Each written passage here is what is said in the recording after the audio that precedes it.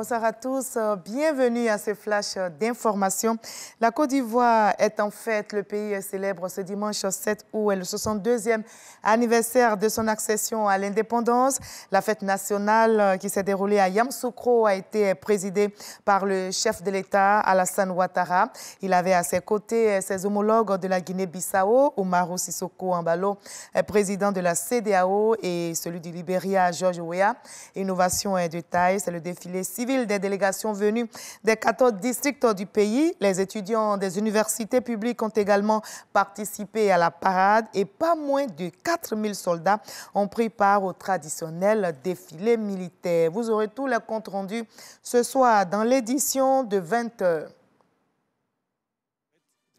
Et à la veille de cette fête nationale, le président de la République, Alassane Ouattara, a sacrifié à la tradition en prononçant un discours à la nation.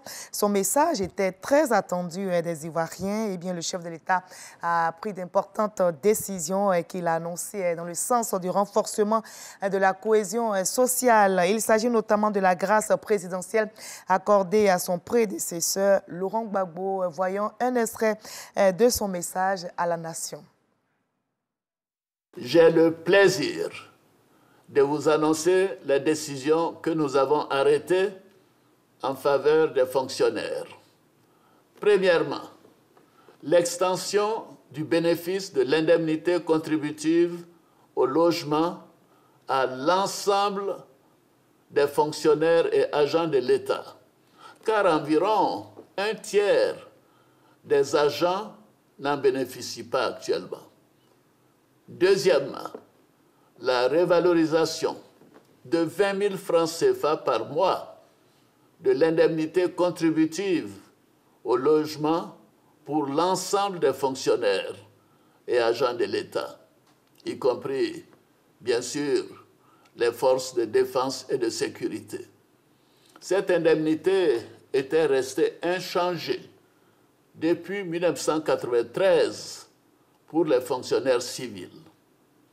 Troisièmement, la révalorisation de la prime mensuelle de transport restée inchangée depuis 2008. Quatrièmement, la révalorisation pour la première fois depuis 1960 de l'allocation familiale qui passe de 2 500 francs CFA à 7 500 francs CFA par mois et par enfant, selon les modalités d'application habituelles, pour tous les fonctionnaires et agents de l'État, y compris les forces de défense et de sécurité. Cinquièmement, l'instauration d'une prime exceptionnelle de fin d'année représentant un tiers du salaire mensuel indiciaire de base du mois de décembre, qui sera payé au début du mois de janvier suivant pour tous les fonctionnaires et agents de l'État, y compris les forces de défense et de sécurité. Et enfin, j'ai décidé de prendre également des mesures pour nos retraités. Ainsi, les retraités du secteur public bénéficieront de la hausse de l'allocation familiale de 5 000 francs CFA par mois et par enfant. En ce qui concerne les retraités du secteur privé, les pensions de retraite augmenteront de 5%. Toutes ces mesures représente un effort additionnel de l'État au profit des agents et fonctionnaires de l'État d'environ 227 milliards de francs CFA par an. Ces mesures entreront en vigueur dès ce mois d'août. Je dis bien dès ce mois d'août 2022 sur les salaires et le paiement de la prime exceptionnelle entrera en vigueur en janvier 2023. Voilà, c'était l'extrait consacré donc aux fonctionnaires et agents de l'État de Côte d'Ivoire. De bonnes nouvelles donc annoncées par le président de la République hier samedi 6 août. Le ministre du Tourisme se réjouit de l'appropriation et de Sublime Côte d'Ivoire par le privé. Siandou Fofana salue un bond prodigieux de plus de 65% avec la célébration de l'an 62 de l'indépendance de la Côte d'Ivoire.